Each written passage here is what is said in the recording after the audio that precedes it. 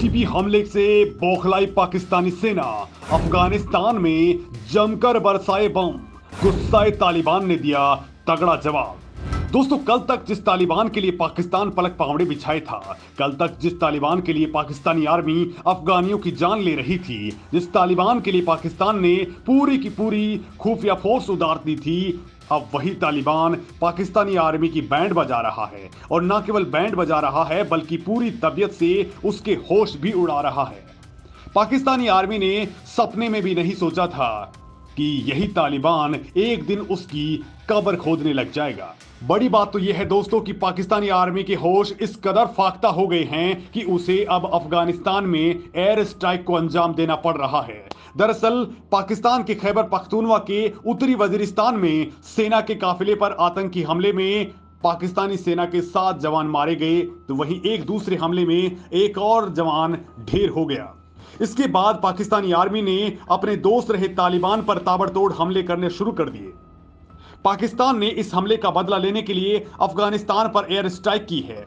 पाकिस्तानी पत्रकारों ने ट्विटर पर दावा किया है कि देर रात पाकिस्तानी विमानों ने अफगानिस्तान के कुनार, खोस्त और चेगम और पेचा मेला पर बमबारी की है। वहीं अफगानिस्तानी पत्रकार बिलाल सरवरी ने पाकिस्तानी हमलों में महिलाओं और बच्चों समेत 5 लोगों के मारे जाने की जानकारी दी है। दोस्तों, इस घटना के बाद अब पाकिस्तान और अफगानिस्तान के बीच सीमा विवाद और बढ़ सकता है। अफगानिस्तान के कुनार और खोस्त प्रांत पाकिस्तानी सीमा के पास मौजूद हैं। पाकिस्तानी मामलों के जानकार फरहान जाफरी ने कहा है कि हवाई हमलों के अलावा भारी गोलाबारी की गई है। उनके मुताबिक पाकिस्तानी सेना अफगानिस्तान में टीटीपी के ठिकानों के खिलाफ अभियान चला रही है।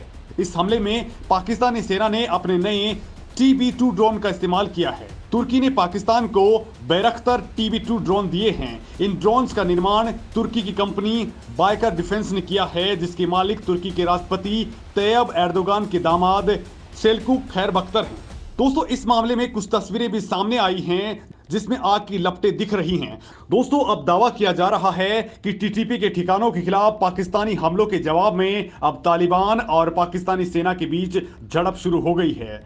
तालिबान खोस्त और कुनार में पाकिस्तानी सेना के खिलाफ अतिरिक्त सैन्य बल जुटाने में लगा हुआ है और टीटीपी के लड़ाके भी इस लड़ाई में शामिल हैं।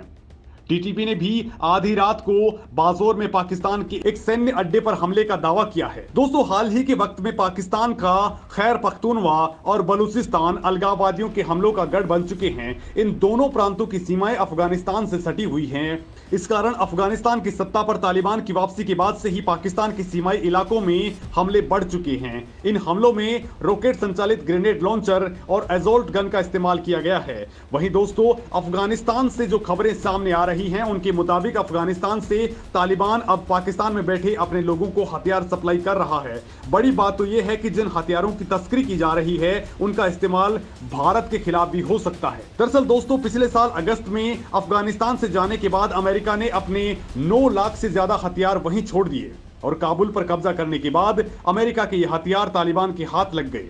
अब अफगान हथियार डीलर तालिबान के लड़ाकों से ये हथियार खरीद कर पाक अफगानिस्तान सीमा पर खुलेआम दुकानों पर इन्हें बेच रहे हैं। माना यह जा रहा है कि पाकिस्तान के रास्ते ही अफगानिस्तान से ड्रग्स भी इंटरनेशनल मार्केट में पहुंच जाती है।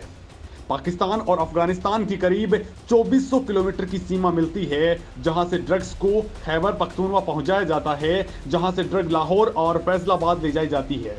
इसके बाद इनकी बड़ी खेप कराची के रास्ते साउथ एशिया की मार्केट में पहुंचती हैं।